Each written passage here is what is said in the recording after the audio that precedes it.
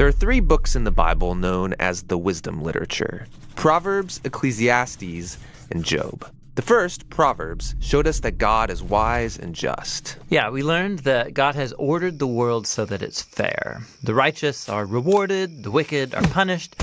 In other words, you get what you deserve. But then we meet Ecclesiastes, who observes, people don't always get what they deserve. He said the world isn't always fair, that life is unpredictable and hard to comprehend, just like smoke. And this makes you wonder, okay, well, is God wise and just? Exactly. And so it's that question that is being explored in the final book of wisdom, Job. All right, let's dive in. So Job begins with a strange story that takes place up in the heavens, which are described something like a heavenly command center. So God is there with these angelic creatures called the sons of God, and they're all there reporting for duty. And God points out this guy Job, his servant, showing how righteous and good he is. And then one of these angelic creatures approaches. He's referred to in Hebrew as the Satan. The Satan? Who is this? Well, this word is actually a title, which literally means the one who is opposed. So out of this whole crew, he is the one questioning how God is running the world. And he proposes that Job might not actually love God, that he's only a good person because God rewards him. If God were to take away all of the good things he gave to Job, then we would see his true colors. So he thinks Job is just working the system? That's exactly right. Maybe he's obeying just to get what he wants. So God agrees to this experiment and allows the Satan to inflict suffering on Job. And Job loses everyone and everything that he cares about. It is devastating. And remember, he deserves none of this. God himself said so. The remarkable thing is that in the midst of all this suffering, Job still praises God. At least for chapters 1 and 2. But then in chapter 3, we find out how he's really feeling inside. He unleashes this poem that reveals this devastation. It's a long, elaborate curse on the day that he was born. After this, some of Job's friends come to visit him to offer their help. And all of them are like, Job, you must have done something horribly wrong to deserve this. After all, we know God is just, and we know the world is ordered by God's justice and fairness, so you must be getting what you deserve. And for the next 34 chapters, the friends and Job go back and forth in very dense Hebrew poetry. His friends keep speculating about why God might have sent such suffering, and they even start making up lists of hypothetical sins that Job must have committed.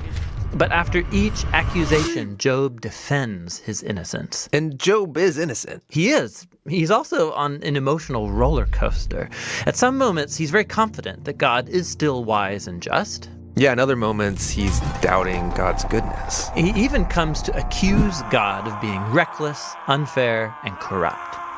So by the end of the dialogues, Job demands that God come and explain himself in person, and God does so.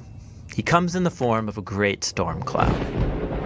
Now, God doesn't give Job a direct answer. He doesn't tell Job about the conversation with the Satan. Yeah, he does something very different. He takes Job on a virtual tour of the universe. He shows Job how grand the world is, and he asks him if he's even capable of running it or understanding it, just for a day. He shows Job how much detail there is in the world, things that we might see every day, but really don't understand at all.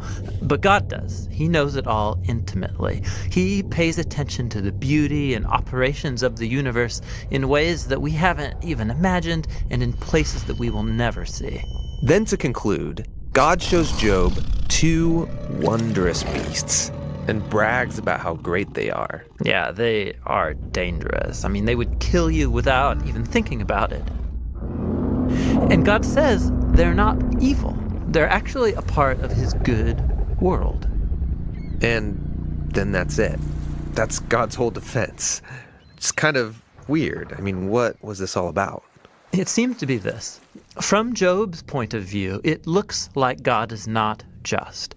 But God's perspective is infinitely bigger. He's dynamically interacting with a whole universe of complexity when he makes decisions. And this is what God calls his wisdom. So Job asking God to defend himself is actually kind of absurd. He couldn't comprehend this kind of complexity even if he wanted to. So, where does this leave us? Well, it leaves Job in a place of humility. He never learned why he suffered, and yet he's able to live in peace and in the fear of the Lord. But that's not where the book ends, because after this, God restores to Job double everything he had lost. And this, again, is surprising. I mean, is this a reward? Is God saying, congratulations, Job, you passed this elaborate test? No, I mean, the whole book just made the point that Job losing everything was not a punishment, and so now getting it back isn't a reward. So why does he get it back? Well, apparently, God, in his wisdom, decided to give Job a gift. We don't know why. But what we do know is that Job is now the kind of person who, no matter what comes, good or bad, he can trust God's wisdom. And that's the book of Job, and the end of our wisdom series. These biblical books of wisdom are amazing. Each one offers a unique perspective on the good life, and you need to hear all of them together as you learn to live with wisdom and in the fear of the Lord.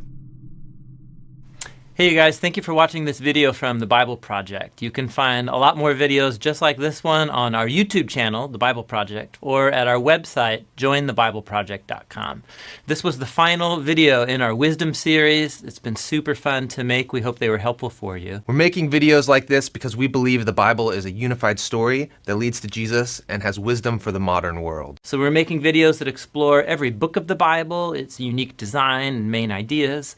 We're also making theme videos that explore key ideas that run through the whole storyline of the scriptures. We have more videos planned, and we can do it because of your support. You can give a one-time gift, or you become a monthly supporter and help us with this entire project. The goal is to make the whole video library available for free to anybody, anywhere. Go to jointhebibleproject.com. You can download a full resolution version of this video, all kinds of other resources. It's there for free for you. Thanks for your support.